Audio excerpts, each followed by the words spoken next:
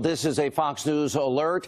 The left's massive, inexcusable hypocrisy continues to be exposed as new, deeply disturbing accusations emerge against the now disgraced Hollywood executive, major Democratic political donor Harvey Weinstein. In an explosive report from The New Yorker, 3 women are now accusing Weinstein of rape, and Hollywood A-listers like Gwyneth Paltrow, Angelina Jolie, they are now saying that Weinstein sexually harassed them also. Now, as these shocking details continue to come out, Hollywood liberals, Democrats are only slowly starting to condemn Weinstein. It's 5 days later.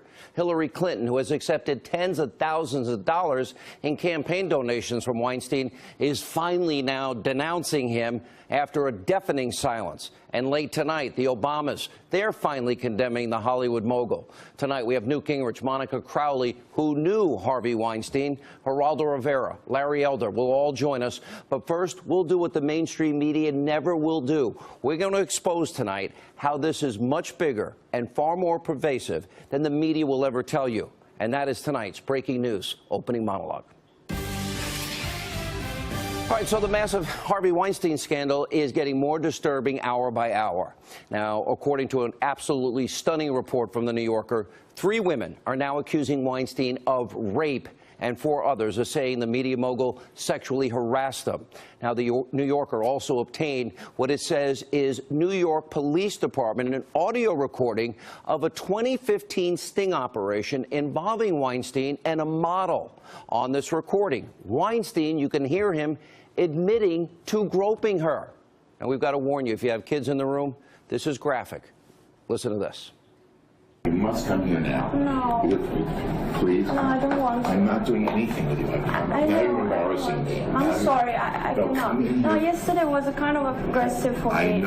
I need to know a person to be touched. I won't do a thing. I don't want Everything, please. I swear I won't. Just sit with me. Don't embarrass me in the hotel. I'm here all the time. I Sit know, with me. but I I don't promise. want to. Please sit there. Please. 1 minute. No, I ask I can't. you. Go to the bathroom. Please, I don't want to do something I don't want Go to. to the bathroom. Come here. Listen to me. I want to go downstairs. I'm not going to do anything. You'll never see me again after this. Okay? That's it. If you embarrass me in this hotel, I'm not embarrassing you. It's just that I don't feel comfortable. I mean, don't have a fight with me in the It's not hall. nice. Please, I'm not going to do anything. I swear, my children. Please come in. On everything. I'm a famous guy. I'm feeling very uncomfortable right now. Please come in now. And 1 minute. And if you want to leave, when the guy comes with my Why jacket, you can go. yesterday you touched my breast? Oh, please, I'm sorry. Just come on. I'm used to that. But Come on. you're used Please. to that? Yes, come in. No, but I'm not used to I that. won't do it again. Come on. Sit here. Sit here for a minute, please. No, I don't want to. If you do this now, you will embarrass me. I know. Like, they will call me again. Okay? I'm sorry.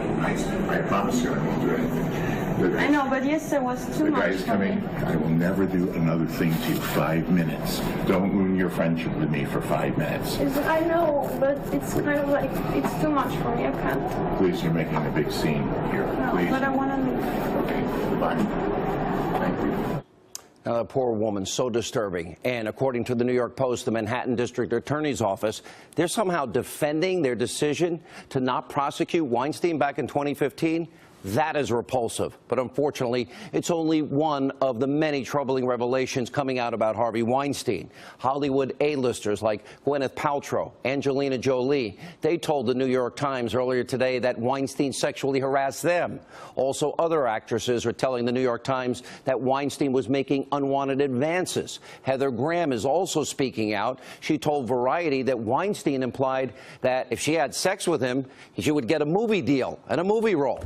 And also tonight, Weinstein's wife, Georgina Chapman, she told People magazine she is now finally leaving her husband. And according to the Daily Mail, Weinstein, well, he's taken a page out of the Clinton playbook. He's now hiring a top Hollywood lawyer in an attempt, if you read it, to discredit his victims. At this rate, the way it's going, it looks like this is only the tip of the iceberg when it comes to allegations against Harvey Weinstein. Now, what's even more disturbing is the fact that people, many of them in Hollywood, knew what Weinstein was doing, and they knew it for decades, and they did nothing about it. and some in Hollywood are even being accused of helping to cover this up. Now, according to a former New York Times reporter, there was a 2004 story that she was working on about Weinstein allegedly paying a woman to keep her silent after he sexually harassed her. Well, that was eventually killed with the help, she says, from actors Matt Damon and Russell Crowe. Now, Damon is denying that he played any role and says the conversation that he had with the reporter was not about Weinstein. There's also fashion designer. Want to be outraged? Donna Karan. She has to apologize today after saying on Sunday that Weinstein's accusers were, quote, asking for it. And there's also the fact that, as we highlighted last night, Weinstein is a huge, massive, major Democratic donor. Now, the Center for Responsive Politics, their estimate is that Weinstein contributed over $2 million to Democrats, and that's just since the year 2000. Now, it includes individual donations to key, very key, top Democratic names and players, including an estimated $44,000 to Hillary Clinton. And that's in addition to the $15,000 that Weinstein gave to her super PAC, or a super PAC tied to Hillary. And Weinstein also donated over $56,000 to the Obama Victory Fund. Maybe that's why it took Clinton and the Obamas 5 days to begin to speak out. And that's not all. The Hollywood executive dished out over $97,000 to the Democratic National Committee. He wrote checks for over $76,000 to the Democratic Senatorial Campaign Committee. Some Democrats, to their credit, are giving the money back. Others are donating to various liberal groups. Really? However, not every single Democrat is even doing that, even though they should be. Remember back during the campaign, I made such a big deal about all of the money that Hillary Clinton, her foundation, was taking in from countries like Saudi Arabia, Qatar, Oman, Kuwait, the UAE. These are countries that treat women horribly. Remember, in some of these countries, gays and lesbians are put to death. Christians and Jews are also persecuted under Sharia law in these countries. Now, before we tell you what Hillary Clinton said about Weinstein today, along 5 days after the scandal broke, we want to remind you what the women who accused Bill Clinton of sexual misconduct said. I don't remember many Hollywood stars speaking out against Bill Clinton or talking about his issues that he had to deal with or how Hillary defended him. You may remember this. You described a scene where he was biting on your lip, and then when it was all over, he was leaving. Said, you better put some ice on that. Yeah, and casually put on his sunglasses and walked out the door. It was a terrible ordeal for me, and no woman should be subjected to it. But it was an assault. He assaulted you? Yes. He touched, grabbed, fondled, and kissed you against your will? Yes. And it's an allegation that is not made by one woman, it's made by multiple Many women. of us. I said, well, I may need to be going or something. And next thing you know, he pulled down he sat down, pulled down his pants, his whole everything, and he was exposed. And I said, I'm not that kind of girl, and I need to be getting back to my desk. Remember what Hillary said, and a lot of Hollywood liberals support Hillary. She said their accusations were part of the vast right-wing conspiracy. So keep that in mind while I read you the statement, the ever so eloquent statement that she put out about Weinstein today. I was shocked and appalled by the revelations about Harvey Weinstein. The behavior described by women coming forward cannot be tolerated. Their courage and the support of others is critical in helping to stop this kind of behavior. Really, Hillary? Really? 3 generic sentences and your utter silence over the years? Now, here's the truth about the Clintons and Weinstein. Take a look at these pictures.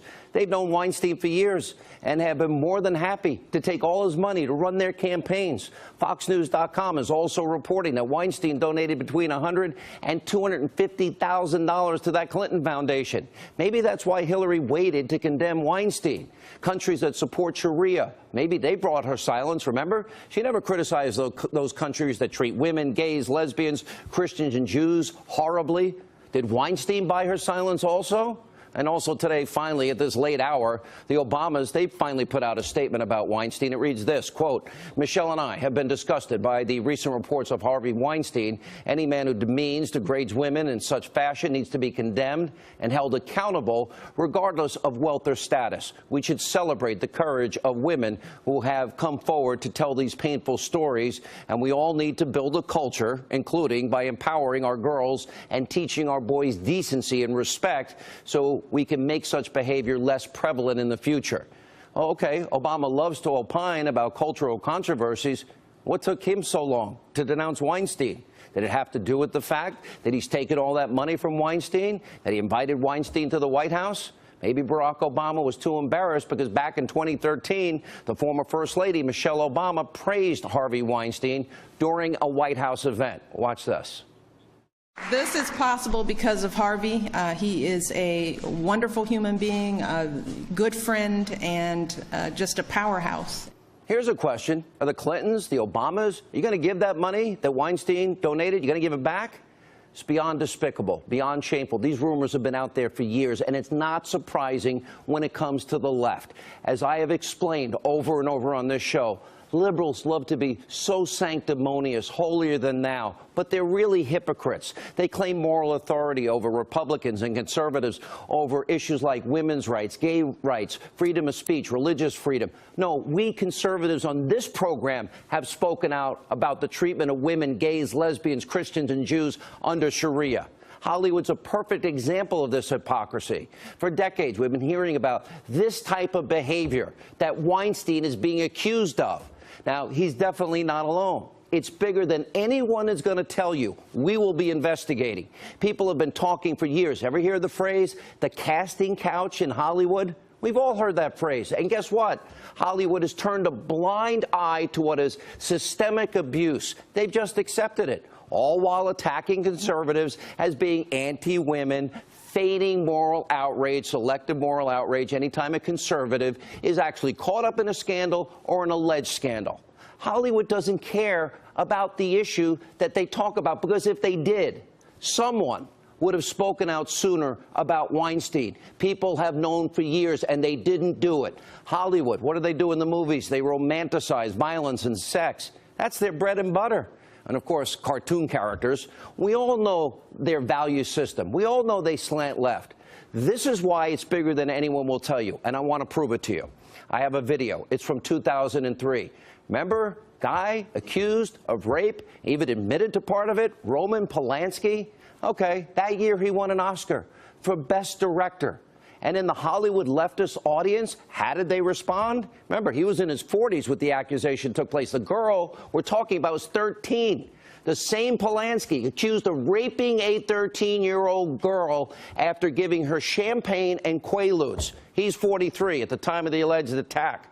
Polanski, charged with 6 felony counts, fled to Europe before he got the full sentence he deserved, which is why he was absent from this award ceremony. Now that you know this, pay close attention. How did the Hollywood Oscars crowd, which included Harvey Weinstein and Meryl Streep and others, how did they cheer for this accused child rapist? Watch this. It speaks volumes.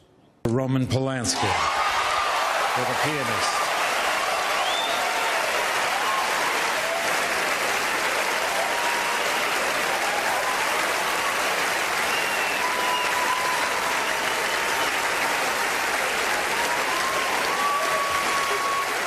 Now, seeing that, after knowing what Polanski did to a 13-year-old girl, should we really be surprised that Hollywood leftists, liberals didn't expose Weinstein sooner? We also have to point out that some in Hollywood, they still support Polanski. Back in 2009, after Roman Polanski, he was arrested in Switzerland. People wanted him extradited to California on this 1977 case. But over 100 leftists, Hollywood celebrities, and we're showing you some of the notable ones right there, they all signed a petition demanding the guy that did this to a 13-year-old girl be released. Now, there are also reports Harrison Ford and Harvey Weinstein himself signed that petition. This hypocrisy is stunning, it's shameful, it's beyond disgusting. Here's my prediction tonight. This Harvey Weinstein scandal is only the tip of the iceberg. For example, tonight, actor Terry Crews, he announced he was sexually assaulted by a, quote, high-ranking Hollywood executive. We'll have a lot more in the days and weeks ahead, and more coming up later in the program. Here with Reaction First, Fox News correspondent-at-large Geraldo Rivera, radio talk show host Larry Elder, and conservative commentator Monica Crowley. I want to start with you. You knew him. Well, in 2001, I worked as an editor and a writer for Talk Magazine. Talk Magazine was half owned by Harvey Weinstein and his first movie studio, Miramax. Right. So he controlled half of that magazine. And while I never experienced or witnessed sexual harassment myself, I did witness extremely abusive behavior on the part of Harvey Weinstein directed to the editor-in-chief, Tina Brown, and others who worked in that magazine. Right. He would come in that office once a week, couple times a week, screaming, and the vitriol that he spewed was so abusive that rather than being productive, it actually had the contrary effect. And while we all heard sort of whispers about the other part of it, it's all of a piece, Sean. The abusive behavior in one area certainly tells us about abusive behavior in other areas. You know what? How is it possible, Geraldo? I have friends. They all told me the same thing that live in Los Angeles. Everybody knew. Everybody knew, and it's far more pervasive than anybody knows. There's a guy in New Zealand I know that's hiring attorneys to expose all of these people. I think this is going to get bigger. Oh, it's huge. But nobody could pretend to be surprised. You mentioned the expression casting couch. I've done at least a dozen exposés about the casting couch over the years. In 2013, when Seth MacFarlane, the very gifted comic, was presenting the nominations for the Academy Award for Best Supporting Actress, he said of the 5 nominees, now they didn't have to pretend to like Harvey Weinstein anymore. I remember this was that. a generalized. This was general knowledge. Furthermore, to your political point, I don't think that the progressive side of the political agenda, the liberals, can in any way deny that they dropped the ball regarding these specific allegations. There is no doubt, but if this was one of us, if it was Bill O'Reilly again, or if it was Bill Cosby, the left would have had it. It would have been, for instance, the lead in the Saturday Night Live monologue or the Weekend Update. It was not even mentioned. The late night comics didn't mention it at all, and it is lamentable that a person who is a predator like this, Weinstein is a pig, but if he were a right-wing pig, they would have been all over this on Friday, not waiting until Tuesday. You know, Larry, you live in L.A. It's different in this sense. Everybody I know that lives out there, there are so many people, young people, that go out there with dreams and aspirations, and they want to be actors and actresses and models and all of this. I'm told by my friends there, this is so pervasive, and it's worse than anybody knows. What do you hear from other people in the industry? Well, that's why this is so appalling, Sean. It's one thing for a young starlet, naive, to be subjected to the casting couch and the behavior of Harvey Weinstein.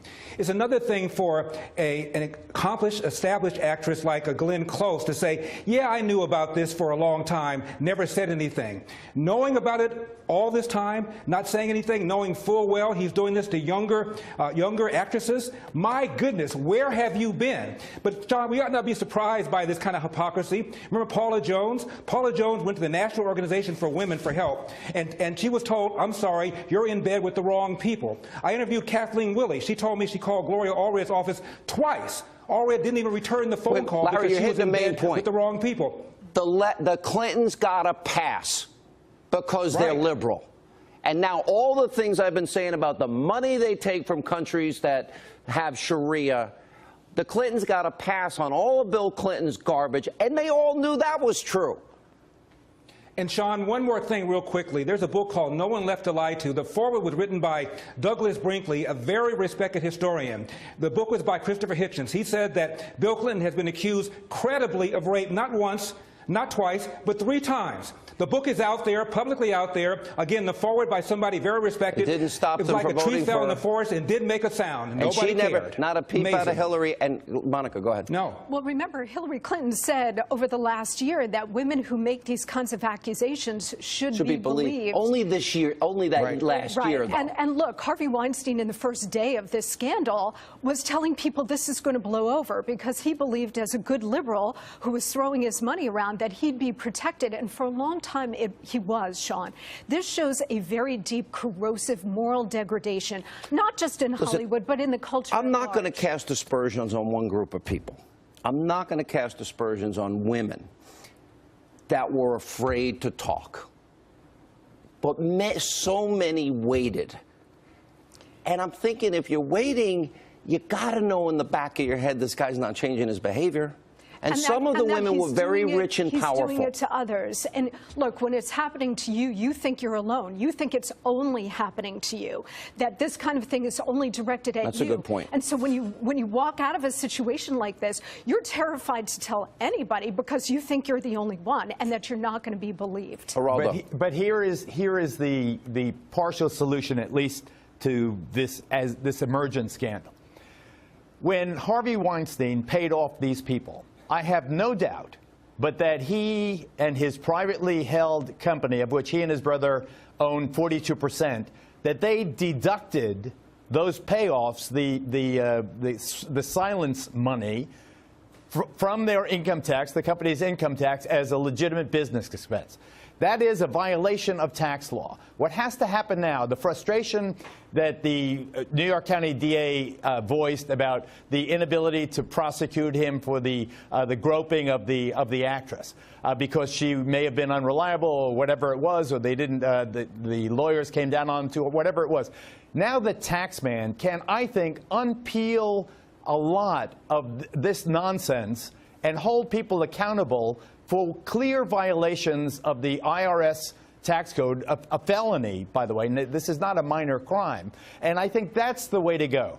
Now, as the other thing is, many of the complainants, many of the women who are coming forward, in the Bill Cosby case, many of the allegations were 20, 30, even 40 years old. I suspect that in the Weinstein case, there are fresher allegations in which the statute of limitation has not told. All right, we're just up on the clock. I promised this audience we're going to get to the bottom of it because these young people deserve better. You know, this casting couch crap has got to stop. Good to see you. I'm sorry about what you went through, too.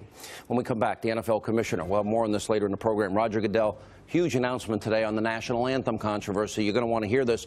Newt Gingrich in studio as we continue straight ahead tonight on Hannity.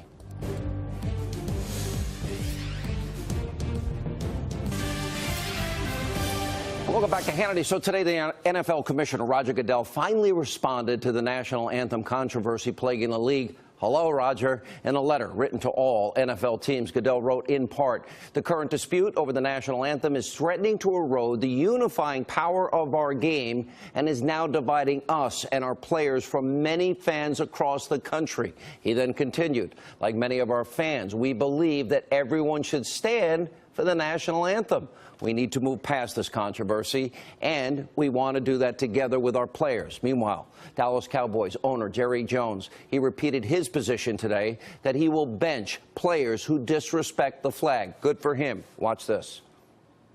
The policy and my actions are going to be that if you do not honor and stand for the flag in a way that a lot of our fans feel that you should, if that's not the case, then you won't play.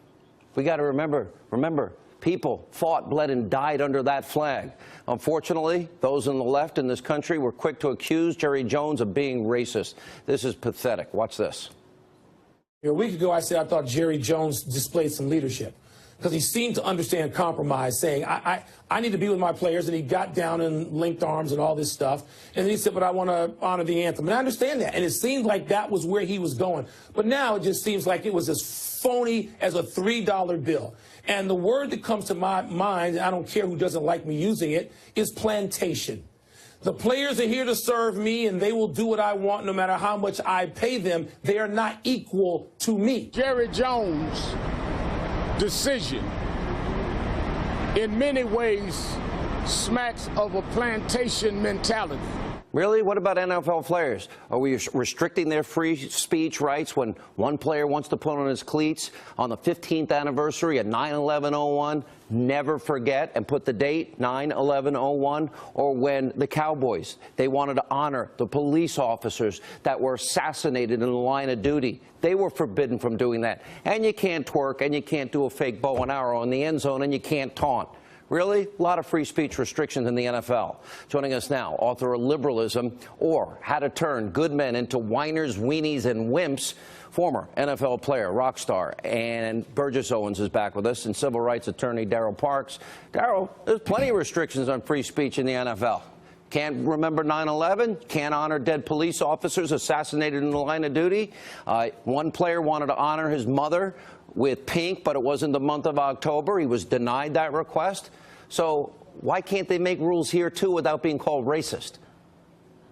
Well, here's the problem, Sean. I think the NFL commissioner had it right, though. We have to remove this barrier and move forward to find a way for Americans to come together. I think the players should stand for the flag. Yeah, where's Goodell They been? should stand for the anthem. This is about low ratings and revenues walking out the door. This isn't about principle. Goodell's gotten the message. People aren't watching it. They're not putting up with the disrespect to the brave men and women who fought, bled, and died fighting for that flag and their right to play a fun sport and get paid a lot of money. Well, here's the problem. The battle is this. We need Americans who stand with us for the flag to stand to help erase the racial divide that exists in our country. We have issues Monday through Saturday. Time and place for education, health care. And Burgess, I mentioned this. Robert Kraft, he said to all his players, I'll match you dollar for dollar. Let's do something in our communities and help people. That's what we need to so do. excited. I'm so excited about this this conversation we're having, because what we're seeing in the black community as we pull back the dark underbelly of socialism and Marxism, you see people that don't have any hope. And at the end of the day, we now have a chance to have this conversation. Where have the black leaders, all these guys who are now complaining, and the socialists that are talking about racist owners, where have they been as we've had this misery for black people for all these years? It's been total silence. So I'm glad we're having this conversation. At the end of the day, we're going to win this because Americans do what we do best. We're going to end up going into this community, giving these kids hope. We're going to put money into the right kind of organization, not NAACP, the front for Marxism, but we're going to be putting in people that are right now doing the job and trying to give these kids hope and an opportunity to know that they have the American dream is real for them. There's not one, I'm all for, I make my living with freedom of speech, Darryl. I'm all for. It's a shame that nobody paid attention in Obama's adopted hometown during his presidency, and 39 people killed, 18,000 shot in 6 years, the final 6 years of his presidency. Where was everybody? Where was everybody when kids are dying? But let me say this. God's sons and daughters are dying. And I've scrolled their names nobody heard of before. But I think you need to hear these NFL players. They are saying to America, to our president, we have a racial issue that we need to talk about. We need to have that conversation. And so until we have that conversation, I don't think we've properly responded to these players. I think the president owes it to the country and to the players and to the league and to all Americans who are going to stand for the flag to make sure that we have this conversation to address the issues that so many of these players have brought to our attention. Yeah, this what gets me is we have had more black success than ever in the history of mankind. And yet within the black community, these people are telling these kids for 20, 30 years, 20 years that they can't make it. So yes, the conversation needs to be had, but we need to get in there and tell them what the real deal is with our country and not let these socialists run the racket they've been running for so many years on these kids. All right, guys, we got to leave it go there. We appreciate it. When we come back, is Roger Goodell's statement about players standing for the anthem a big win for President Trump?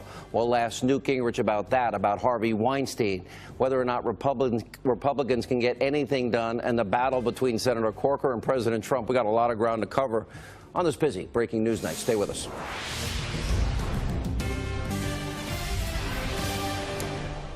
And welcome back to Hannity. So today, NFL Commissioner Roger Goodell sent that letter to the NFL owners saying that The league believes everyone should stand for the national anthem.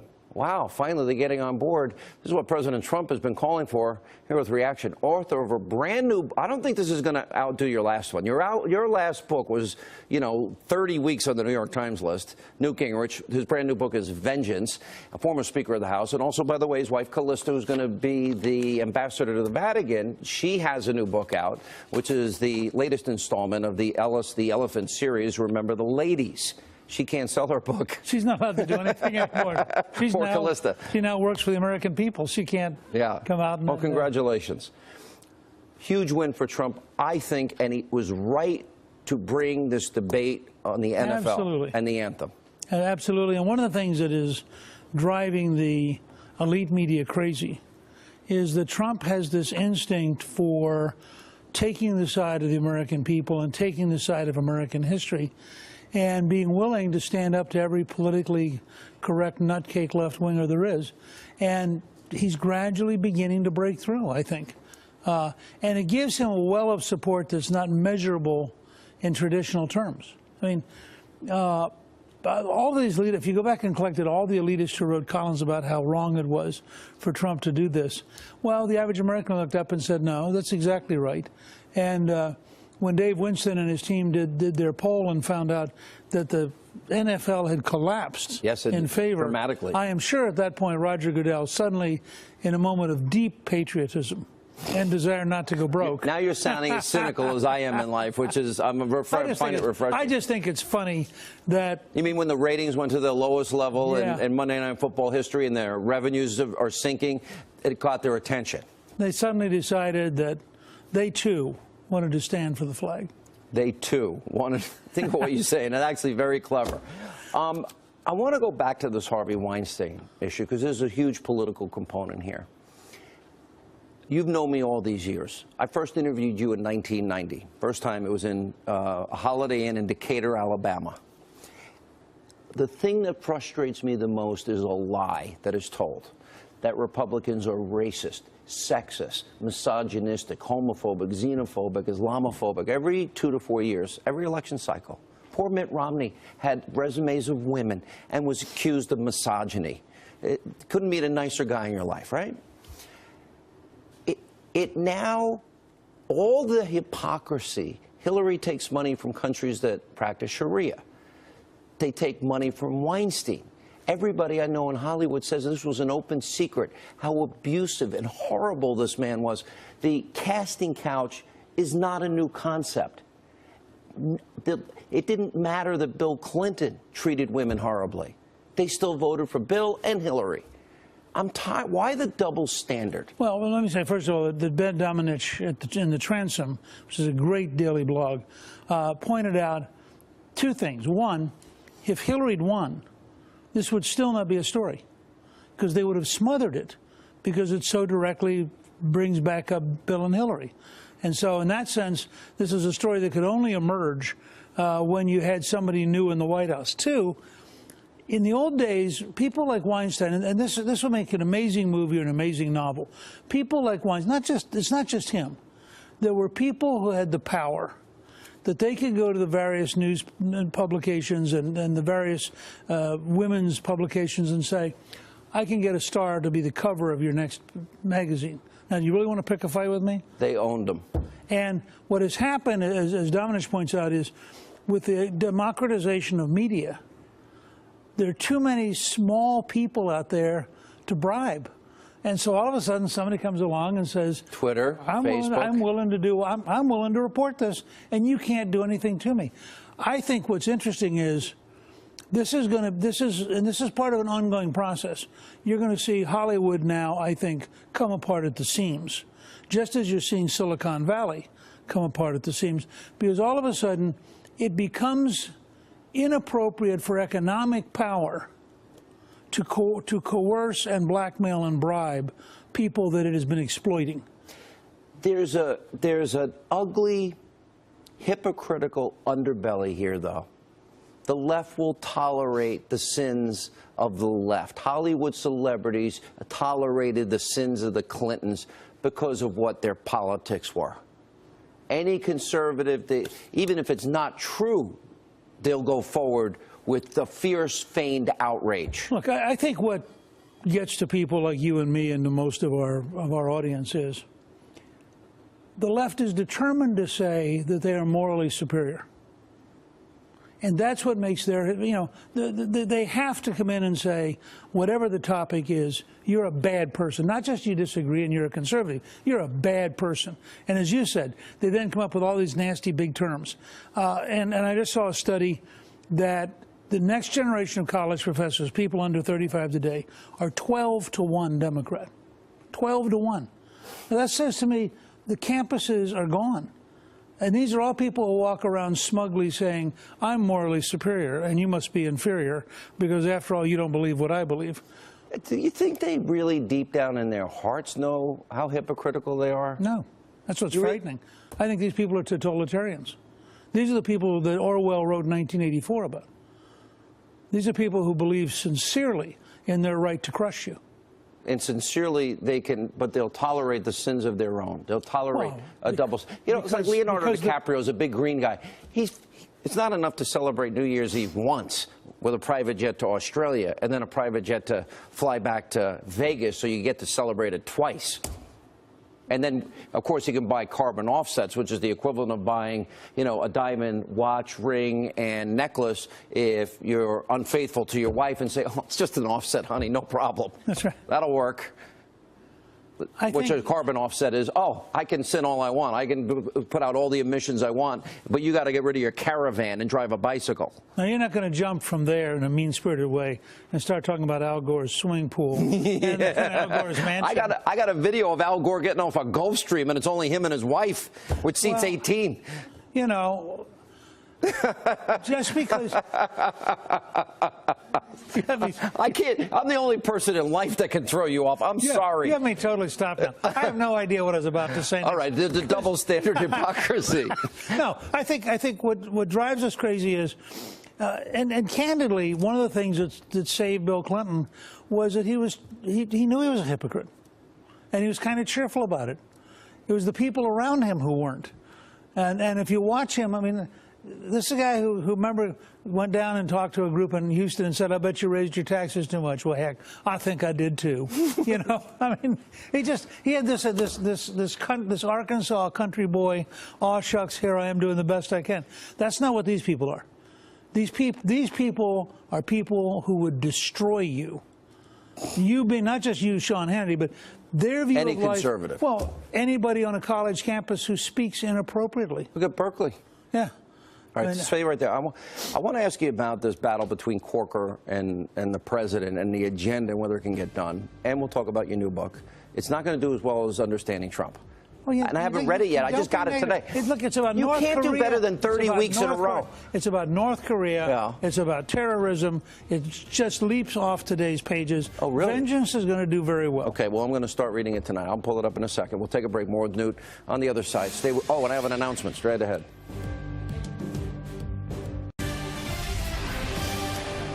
As we continue with the author of the Brit, I actually got my copy right here. Oh, I dropped it. Right here. Vengeance. Former Speaker. He's upset because I said it's not going to do as good as Understanding Trump, which was a... But this is a very important book. This book says very important things about national security. This is your passion. You're not really a commentator. I don't even think you, although you were one of the best speakers, you were one of the great political visionaries, you actually can give a course to these idiots in Washington today how to have urgency, keep your promises, and get things done. But this is your passion, and it models right from today's headlines, you said. Right. Well, yeah, because I worry about our national security. I think this is the most dangerous period since the 1962 Cuban Missile Crisis. That's right. I think it's partly a problem because we have verticals. We think, okay, we're going to deal with North Korea, but it's not North Korea. It's North Korea and the terrorists and Iran and Russia, and you have to think networks of behavior. And the point we make in Vengeance is, what if terrorists got 2 supertankers full of fuel, swapped it to the North Koreans for nuclear material to make dirty bombs, and wanted to set off, and wanted to deliver it the old-fashioned way by a ship, because they weren't going to build a missile that we could shoot down. Then what happens? And we have Brooke Grant, who's our Marine major. This is her 3rd volume. And she works with a Mossad agent who's a woman and with a Saudi Arabian agent who's a man. And the three of them are assigned, find these guys before the stuff can get to the U.S. or to Israel or to the Persian Gulf. Can I have the movie rights, guys? I got my first movie coming up. So we got this battle going on. I know most people feel like me right now. When you became Speaker, you ended up balancing the budget, welfare reform, but you also would take out of your pocket a piece of paper. First 100 days, we're going to do these 10 items, and you did them. You kept your word. Repeal and replace 7.5 years. Do you know how aggravated I am that they weren't ready for that moment? Yep. Now it appears they may not be ready for this moment in terms of the tax bill, which the forgotten men and women need. And Bob Corker is in a war with Donald Trump. And I'm thinking, this isn't going to help the country. And by the way, they hate him. Let's be honest here. I talk to people in that Senate room when the doors close, and they tell me exactly what's said by Ben Sasse, Lindsey Graham, Senator McCain, Mitch McConnell, and Bob Corker. They don't like this president. Look, but by the summer of 1940, the only American president to be elected 4 times was so disliked by the Congress that he turned to General George Marshall and said, if we're going to get an extension of the draft, actually it's 41, if we're going to get an extension of the draft, you have to go get it because none of them trust me enough. Now, this was the president who arguably was the most effective politician in American history. Well, at least he'd had 3 terms by that point. I mean, I'm just saying. So we haven't gotten through the first year. The founding fathers designed a system for independently elected people in 3 different places, and it's really, really hard. Mr. Speaker, by the way, I want to say something though. Okay. About patterns. Here is a good example of what you're talking about. I just pulled out the Paul Ryan postcard that you could fill out if they passed the tax bill. 85 or 95% of all Americans will be able to do all of their taxes on a postcard. Saves about 5 billion hours of paperwork, and it saves probably 100 billion. I'm not worried about the House has sent over, Mr. Speaker, 280 bills. So the question they've only gotten a third of the president's appointments. Right. It's a year. What are you doing? What are they doing? And so part of what I would suggest. Older brother talk. Okay. No, not to you. The calm Hannity down. No, not trying to calm you down. I'm trying to draw on, as you know, we just did an online course called Defending Democracy, and which is people really like. I may do a course on how to legislate. Is this for them or for us? For the country, including them. Especially them. Yeah, especially them. Because look, and them includes the White House. I mean, the first thing you do is you understand this is a system designed to be hard, and if you screw it up, it becomes impossible. Why am I having a hard time? And I think I speak for a lot of people. You asked for the House in 2010, you get it. Right. You asked for the Senate 2014, you get it. You asked for the White House, you get it. Right. You got it all, and then you have all those lead-up time. Right. I mean, let me just cut you off and say, you're right. Look, the fact is, people have every right to be frustrated with the Republican Party, which institutionally has been unable now for 10 months to get its act together. Why? How is that even possible? Well, because you had a brand new president who'd never served in public office. You have a whole bunch of senators who are very skeptical to hostile. You have a House that had, I think, 70% of the members have been there for 3 terms or less. Did you hear how pompous and arrogant and what a jackass Corker sounded like in that New York Times interview? Those are my words. Those are your words. I'm a creature of the House. And all I can say is that people, when they get unleashed, I did this many times in my career. You were there for some of them. I was there the night you were elected Speaker. I was saying, and there are moments that night when I said things which, if I had not, I said a whole bunch of stuff about the fact that Hillary and Bill were originally McGovernites. Yeah. Well, guess what? That becomes page 1 of the New York Times. Brand new Speaker attacks president. That was stupid. I mean, why would you say that? Mm-hmm. And so I would say that my advice to Senator Corker, who's a very bright guy, and to President Trump, who's a very bright guy, keep your promises. Not just that. Call each other, have lunch, and decide serving the country is more important than fighting. Your brand new book? Ventures. Callista's new book, She Can't Sell Hers? Remember the Ladies. All right. I mean, it's a children's book, and it's a great series. Yep. Thank you for being with us, and we'll see you soon. Fun. Hannity.com if you want to get it. More Hannity straight after this. All right, a couple of reminders before we go. You know what? I'm so sick of Hollywood. About 2 years ago, I had a meeting with Kevin and Sam Sorbo. and I got involved as the executive producer. My first movie, I think I'm out of my mind, but the good news is the project's done. And it's coming out, and guess what? It's not like Hollywood. It's not formulaic. It actually has values that you and your whole entire family can go see. It's got a great story, and it's going to be in theaters October 27th. Here's a little bit. Take a look. The basic tenet of Christianity. Whoa. This is Coach's timeout. Don't you dare tell me about the love and the compassion of your so-called God. Because if he felt like sacrificing his only begotten son, well, that's his business. But he should have bloody well kept his hands off of mine! All right, on my website, Hannity.com, a list of theaters. It'll debut October 27th. I think you and your family will like it. Now, tomorrow, programming note. I go to Pennsylvania, Harrisburg. President Trump will be my special guest for the hour. And that full interview will air tomorrow, 9 Eastern. Thanks for being with us.